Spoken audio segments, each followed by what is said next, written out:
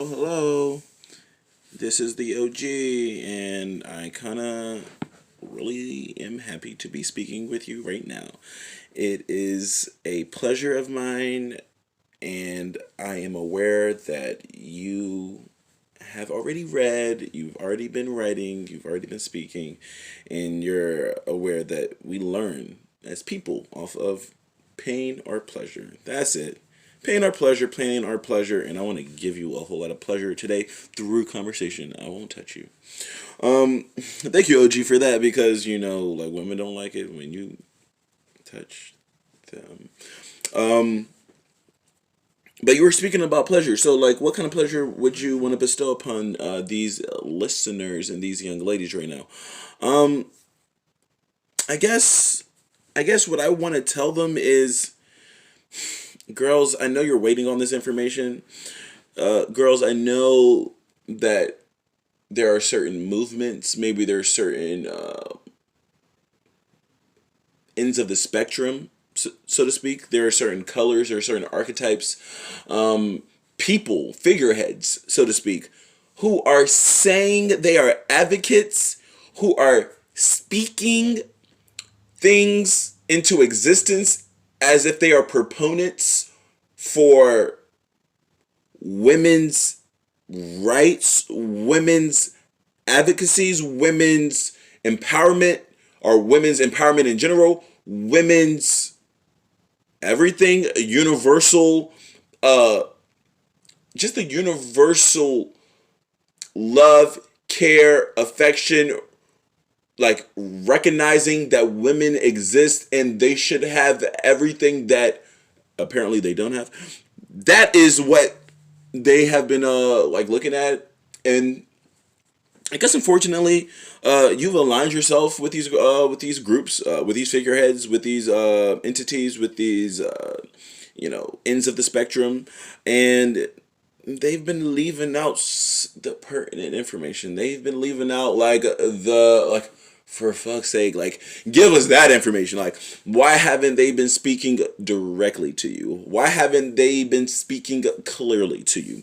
Why haven't they been addressing the elephant in the room? Why does it have to be an elephant? Can it be the teddy bear in the room? Can it be the lion that's in the room? Can it be whatever I choose to identify in the room? Address it! That's what these like letters are saying. That's what these like different types of like uh acronyms that I have to throw out. I have to throw out these different social justice warrior groups, or just these nomenclatures, or just these various names. These are just smoke screens. I'm all the same group. I know I'm all up and down the spectrum of, stability and freedom, or, conservative and liberal, and I'm a black person, I'm a white person. Like, whatever the case may be, I know I'm on a spectrum, but at the same time, like, we are all in alignment. We are all in cahoots. We are all in the same motherfucking boat. We're all the same. Because the youth, the teens, the young adults, the mature and seasoned and the wise, the infants, the everybody's been looking like, where is it? Where is it? Why haven't you just spoken to us, brother? Sister, why haven't you just spoken to us? Why didn't you just tell us? Why didn't you just tell us it was about the sexuality? Why didn't you just tell us it was about sex? Why didn't you just tell us?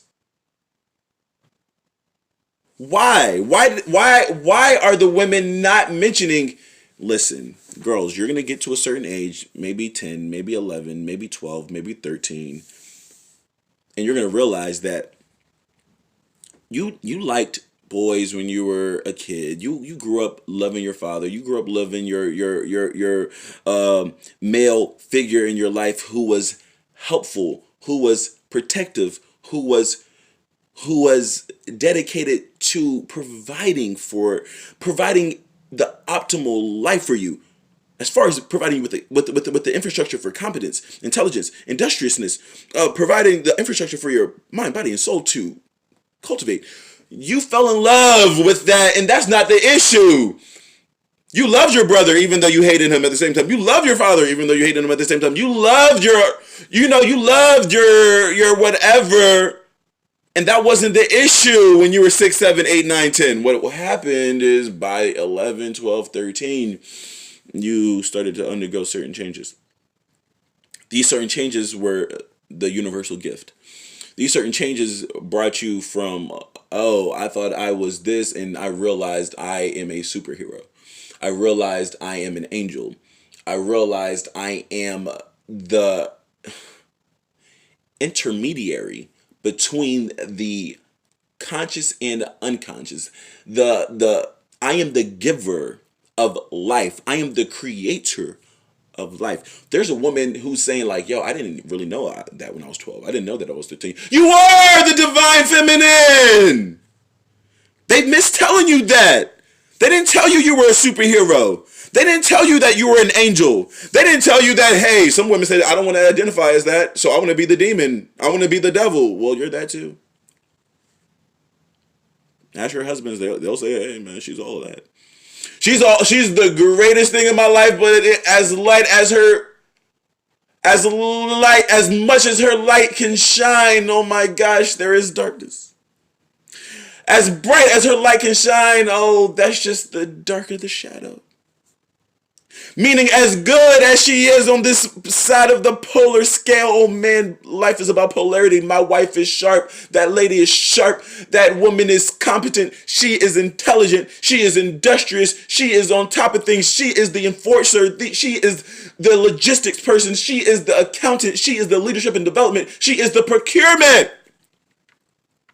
She's the procurement.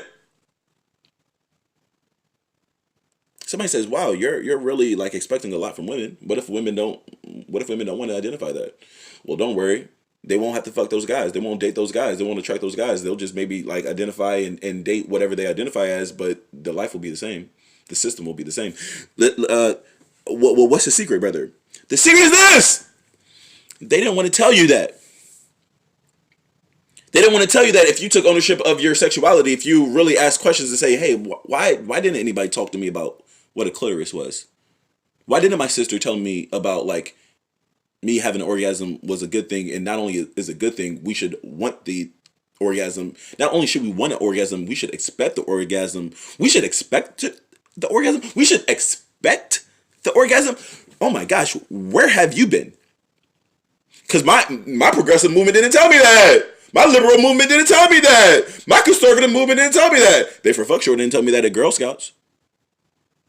Wait, I'm supposed to have an orgasm? I'm supposed to expect an orgasm? Wait, orgasms are good for me? Wait, how do I even know what I like? I got to discover that myself. So masturbation isn't something that should be shunned. Masturbation shouldn't be something that is a hidden mechanism, almost like a foreign tongue. Like it's almost like I need to go to a fucking speakeasy to say that like I'm a young woman and I actually like guys, and I'm turning to an age where I've been given a gift and I'm becoming a woman, and because I'm becoming a woman, I have a power. I have an energy.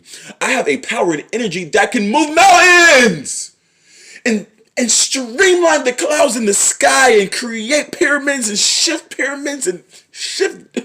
cultural. Oh my gosh, I have this much power? You had this much power?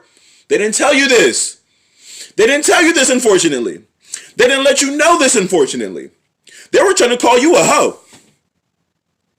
My God, what is the secret? What is the secret? There's no such thing as a hoe. There's no such thing as a hoe. There's no such thing as that hoe over there. There's no such thing as a slag. There's no such thing as a pejorative. There are only insecure individuals. There are only sad and insecure individuals. There are only sad and insecure individuals with low self-esteem and low confidence. That is low confidence and low self-esteem projected, articulated, spoken, because we're trying to break you down. We don't want you to be too liberated.